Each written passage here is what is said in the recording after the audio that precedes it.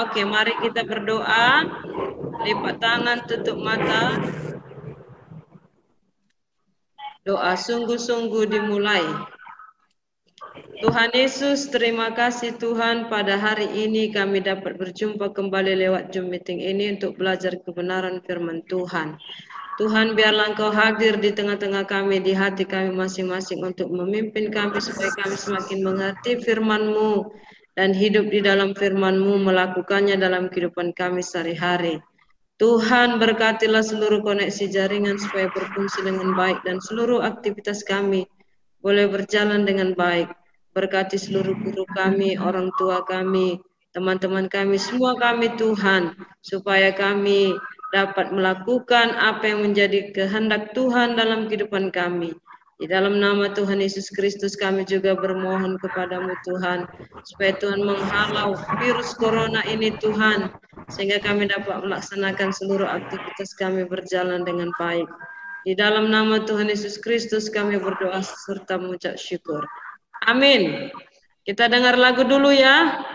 Ketika hidup dibaharui, ketika hidup diubahkan, ketika yang sesat ditemukan, ketika yang gelap diterangi mata hatinya, ketika itulah anugerah terbesar dan ajaib dicurahkan bagi manusia.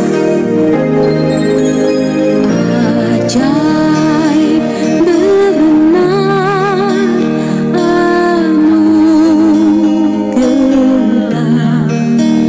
pembaru hidupku. Ku hilang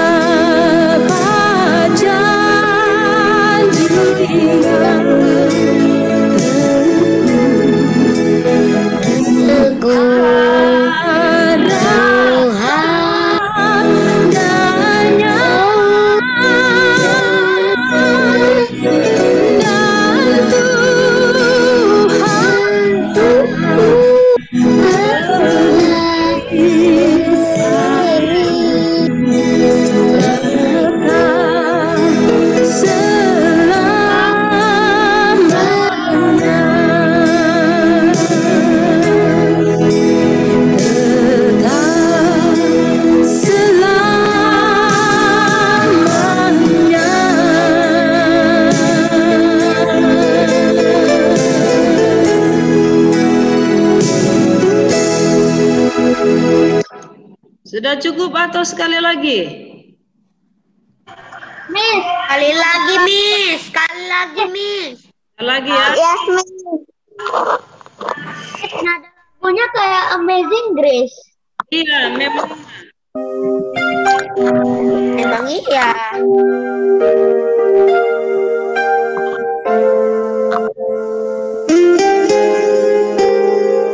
Ketika hidup dibaharui, ketika hidup diubahkan, ketika yang sesat ditemukan, ketika yang gelap diterangi mata hatinya, ketika itulah anugerah terbesar dan ajaib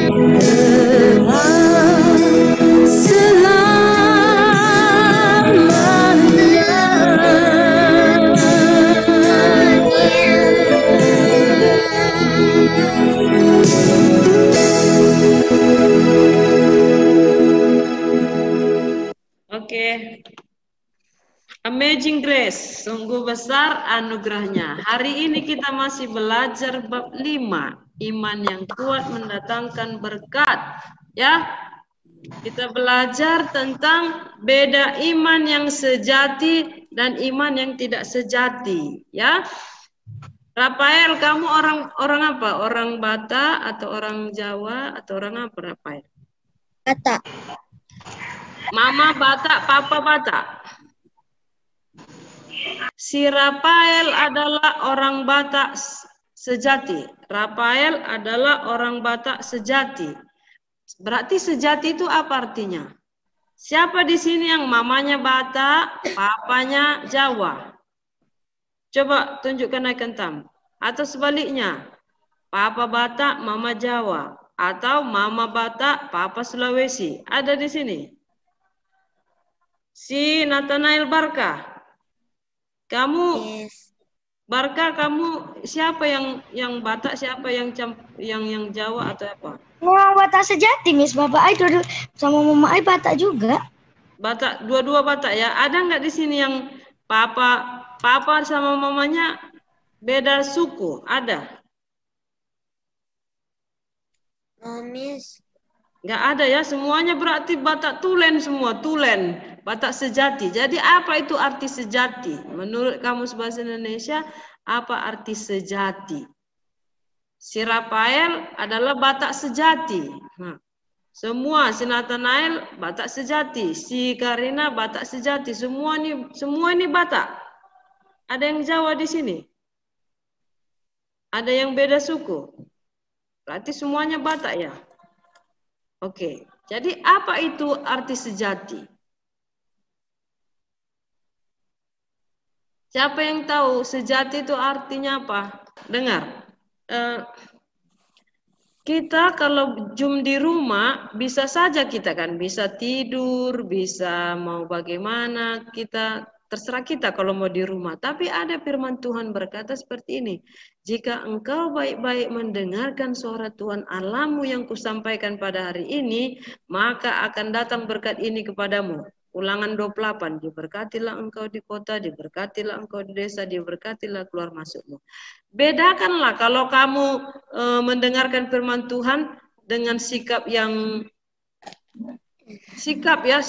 bagus, duduk dengan sikap tidur. Ada nggak bedanya? Coba Nathanael, bedakan Nathanael. Ya, ada firman Tuhan berkata, jika engkau sungguh-sungguh mendengarkan suara Tuhan Allahmu yang disampaikan pada hari ini, maka Tuhan akan memberkati engkau. Itu dia. Ya, jadi sikap menentukan.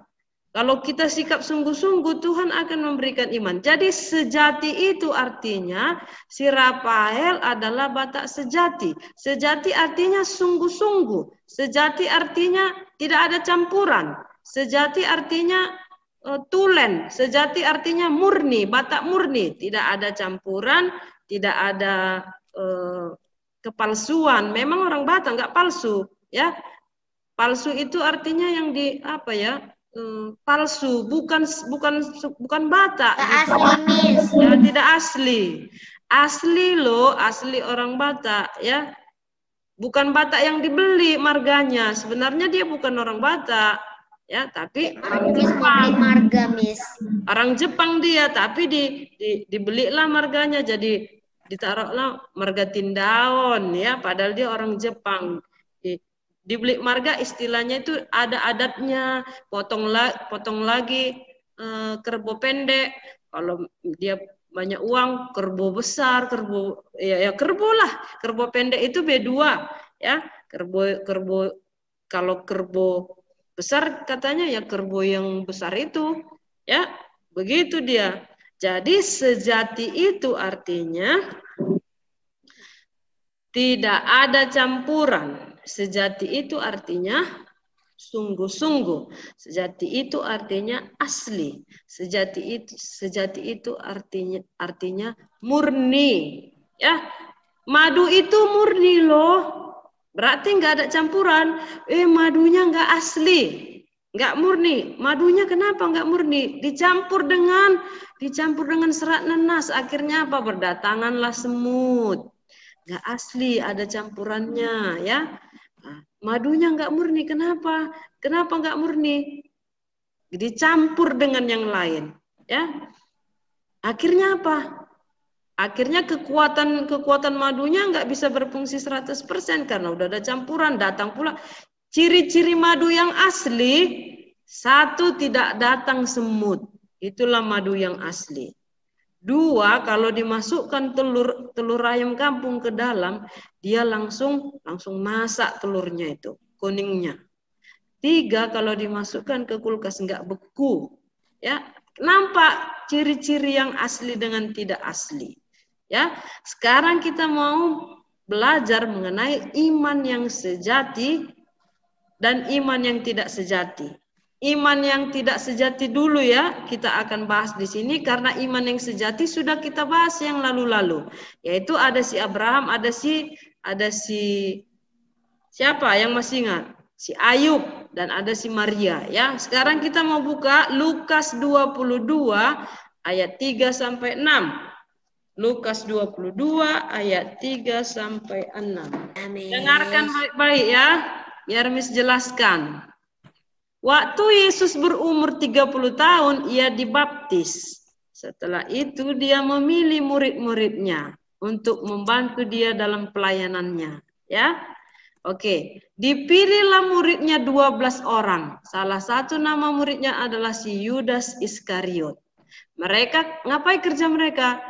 Keliling kampung lah mereka ini. Ya, mereka keliling kampung, memberitakan firman Tuhan dari kampung ke kampung ya. Jadi si Yudas Iskariot ditunjuk sebagai bendahara. Bendahara itu pemegang uang kas. Ya. Oke. Kemudian kita lihat ya. Kenapa yang 12 murid itu mengikut Yesus? Karena mereka punya iman. Imannya apa? Imannya bahwa Yesus adalah Tuhan. Percaya mereka, ya. Percaya mereka Yesus itu adalah Tuhan. Sehingga mereka mengikut Yesus. Dari mana mereka percaya? Ya, Gilbert. Dulu udah ada desa ya? Ya ada lah. Ada lah. Batu bata pun udah ada. Iya, dari zaman Mesir kita bisa bikin batu bata ya. Oke. Kemudian yang 12 orang murid ini percaya bahwa Yesus itu adalah Tuhan. Mereka melihat mujizat-mujizat yang dilakukan Yesus luar biasa sekali. Ya, orang lumpuh berjalan, orang tuli mendengar, orang buta melihat, semua penyakit apapun, yang kerasukan setan juga keluar setannya, yang sakit ayan juga sembuh, bahkan yang orang mati pun bangkit. Kalau bukan Tuhan yang melakukan itu, tidak bisa manusia sembarangan, ya. Maka mereka meyakini sehingga mereka mengikut kepada Yesus. Lihatlah iman Yudas Iskariot. Kemana Yesus pergi, ke situ muridnya pergi. Bahkan satu kamar pun mereka kadang, ya. Ya, bukan lagi kadang, orang setiap pelayanan di mana Yesus bermalam, kadang mereka bermalam di Bukit Zaitun. Sama-sama mereka tidur di situ, ya. Kadang mereka bermalam di Taman Getsemani, sama-sama mereka di situ tidur. Sudah sama. Mau siang sama, mau malam sama-sama selama 3,5 tahun. Ya. Oke. Tapi apa yang terjadi? Si Yudas Iskariot sepanjang mengikut Yesus suka mencuri uang kas. Hati-hati yang suka mencuri. Akhirnya apa? Kerasukan. Miss, what is mencuri uang kas? Dia kan megang bendahara. Dia tugasnya adalah bendahara. Contoh, di sekolah ada ketua kelas, ada wakil ketua kelas, ada sekretaris, ada bendahara. Ya, ini teman kita sakit, contoh sakit si Gilbert. Nyumbanglah kita ya, kita mau beli buah-buahan, mau melihat si Gilbert. Oke, nyumbanglah semua, si Rafael nyumbang, si Lourdes nyumbang, si Karina nyumbang, semualah nyumbang mereka ini, ya. Semua nyumbang. Tapi siapa tadi bendaharanya? Contoh si Golda bendahara. Si Golda bendahara yang megang uang kas yang dikumpul-kumpulin itu, ya. Akhirnya apa? Gak usah Golda, Miss. Albert Timothy aja. Oi, kenapa? Nah, nggak apa-apa. Akhirnya apa yang terjadi? Diambil sama si Golda sebagian uangnya. Dibilang terkumpul semua uang kasnya dari teman-teman semuanya 70.000. Padahal nggak 70.000, sebenarnya 100.000. Diambilnya 30.000. Contoh Golda ya, ini nggak terjadi contoh. Begitu ya. Jadi kerjaan Yudas Iskariot ini waktu Yesus pelayanan, ikut murid-muridnya pelayanan, si Yudas Iskariot yang megang uang kasnya, bendaharanya, dia suka mencuri uang. Dikumpul-kumpulnya lah uang hasil curiannya itu untuk apa? Beli kebun sayur. Coba. Beli tanah dia. Ya. Macam mana mengikut Yesus tapi suka mencuri? Miss, kayak mana curi tanah, Miss? Beli tanah. Tanah kan bisa kita ambil. Dia membeli tanah lalu dijadikannya kebun sayur, nanam-nanam sayur. Ya, begitu ceritanya. Jadi yang kamu lihat di sini, dia adalah pemegang uang kas, tapi dia suka mencuri. Akhirnya apa yang terjadi? Kerasukan iblis. Ya. Jadi dia apa? Dirasuk iblis. Jadi di sini kamu yang ada di sini jangan pernah mencuri. Tunggu Miss jelaskan waktu kita 8 menit lagi. Tunggu Miss jelaskan. Nanti pertanyaan. Oke? Kemudian terdengarlah berita bahwa Yesus dibenci oleh imam-imam kepala, ahli-ahli Taurat, ahli-ahli Farisi, orang-orang Farisi ya, ahli-ahli Taurat, orang-orang Farisi. Mereka mengincar Yesus, mereka mau membunuh Yesus. Siapa yang bisa menyerahkan Yesus akan dikasih duit. Pergilah si Yudas Iskariot diam-diam, malam-malam pergi menghadap imam-imam kepala. Ya. Minta bayaran sekian, saya mau minta uang sekian, ya. Dikasihlah uang kepada Yudas Iskariot, dikasih tahu di mana persembunyian gurunya malam itu. Malam itu mereka ada di Taman Getsemani. Siapa nanti orang yang kucium, itulah guruku, itulah tangkap dari 12 nanti mereka, katanya begitu ya. Oke, kemudian uangnya untuk apa? Dia menyesal uang itu dijadikannya beli tanah kebun sayur, ya. Akhirnya apa? Dia menyesali bahwa perbuatannya salah. Gantung diri dia, bunuh diri. Ya, mana masuk surga orang yang bunuh diri? Lihat imannya si siapa namanya tadi, si Yudas Iskariot. Apakah itu iman yang sejati? Bukan. Dia bukanlah bersungguh-sungguh mengikut Tuhan. Dia mengikut Tuhan itu karena ada maunya. Maunya apa? Mau pengen kaya, mau pengen duitnya, ya. Jadi kalau kita mau mengikut Tuhan, iman yang sungguh-sungguh, kalau percaya kepada Tuhan, percaya hanya kepada Tuhan, ya. Jangan pula udah sakit sikit pergi ke dukun, tanya dukun, itu enggak sejati imannya, campur-campur. Percaya Tuhan, percaya lagi dukun. Padahal kata Tuhan tidak boleh menanyakan kepada para peramal, tidak boleh menanyakan pada arwah-arwah, nggak boleh. Ya, ada firman. What is arwah, Miss? Arwah itu roh orang mati. Ya. Oke, kita lanjut lagi. Masih ada. Ada pertanyaan? Oke, lanjut ke Kisah Para Rasul 5. Kisah Para Rasul 5 ayat 1. Ya. Ada satu keluarga menjual sebidang tanah. Pada zaman dahulu, waktu hidup rasul-rasul. Rasul-rasul itu artinya murid-murid Yesus. Jadi siapa yang disebut rasul? Murid Yesus. Mereka menjual sebidang tanah. Kalau dulu siapa yang menjual sebidang tanah, diserahkanlah hasilnya kepada para rasul. Lalu rasul itu akan membaginya kepada orang-orang yang sesuai dengan keperluan siapa yang membutuhkan. Begitu waktu dulu ya. Tidak ada paksaan ya. Tapi si Ananias dan istrinya bersekongkol. Bersekongkol mereka, kita bilang aja lah harga tanah itu sekian. Misalnya harga tanahnya 5 juta, dibilangnya lah 4 juta. Ya, jadi pergilah si Ananias menghadap rasul. Ya, Bapak, ini hasil tanah kami 4 juta. Rasul itu dipenuhi oleh Roh Kudus. Ya, kenapa kamu berbohong, mendustai Roh Kudus, Ananias, katanya. Akhirnya mati si Ananias, mati di tempat karena berdusta. 3 jam lagi datang istrinya si Sapira. Bapak, ini hasil penjualan tanah kami. Sapira, kau pun mendustai Roh Kudus sama seperti suamimu. Akhirnya apa? Mati juga. Ya, mati mereka. Jadi iman yang sejati itu adalah iman yang sungguh-sungguh. Tidak boleh dicampur-campur dengan yang lain.